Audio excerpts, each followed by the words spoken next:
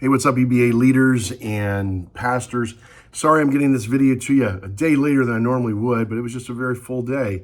As I've thought and meditated on this week and what I might be able to share with you as a word of encouragement and also to help us to continue to stay focused on the mission, I was thinking about Ruth. What a wonderful book. Our church is about to go through that book, so I've been studying it lately.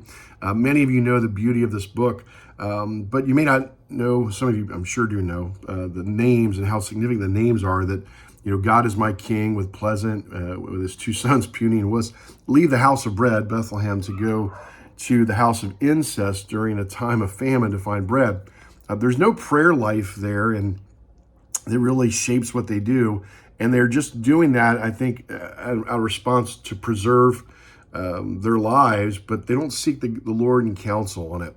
And one of the guys in preparation for our series began to share a beautiful reality that universal principle that when we try to hold on to our lives, especially not in the area of prayer and not look outward to stay focused on the mission that Christ has for us, we wreck ourselves. They wreck themselves. And it goes all the way back to the Moabites, as you know, if you've studied the book of Ruth, and that the two daughters, in trying to preserve their line, got their dad drunk and had incest with him, which is what Moab means, is the house of incest.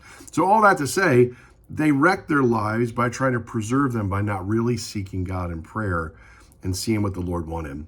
And oftentimes, it's my experience that the Lord really wants us to continue on his mission, to share the good news and the gospel with our neighbors and our friends and our community. And so this transfers into revitalization heavily, that if you turn inward as a church instead of turning outward missionally, the church will continue to die.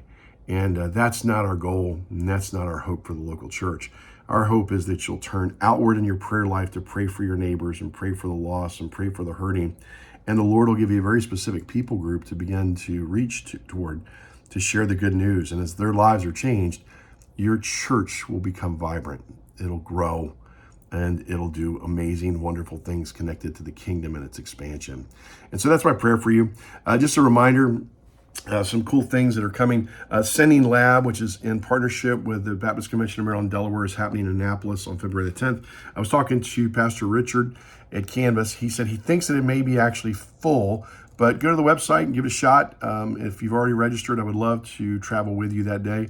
I'll be there. I always want to know how we can do a better job of looking at sending people and not just measuring our retention capacity, but our sending capacity. If you're looking to pray through that new dream that God is really digging at, inspiring you toward, March 5th and 6th, again, the Dream Conference right here in Salisbury will be happening. And so we'd love for you to be able to be a part of that. We will be there with a team. And I know several other churches within our association will be there. So you'll know some folks, that's for sure. If you're looking for an opportunity to just serve, outward looking toward a great group of people, the special needs group of people on our Eastern Shore. Remember, March 28th is Gemstones Prom. Would love for you and your church to bring a team for this event where the gospel is shared in a very special way with the special needs community. Over 10 denominations participate. I think there's over 30 churches that are to participate, to volunteer to pull this event off. And would love for you to be a part of that and for God to use that for you to develop a heart for the unchurched and the people group of special needs here on our peninsula.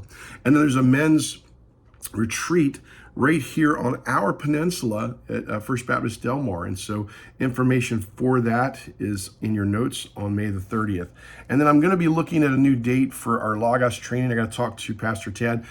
We realized this week that April 18th is also the men's event with the Baptist Convention of Maroon, Delaware. We don't want to create a competing event, but want to figure out a better date. So that date is coming.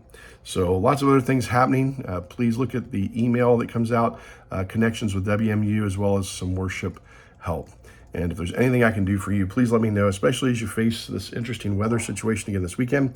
If there's a way we can help equip your church to use different resources so that you can reach more people, let us know. Have a blessed week, and I'll see you soon.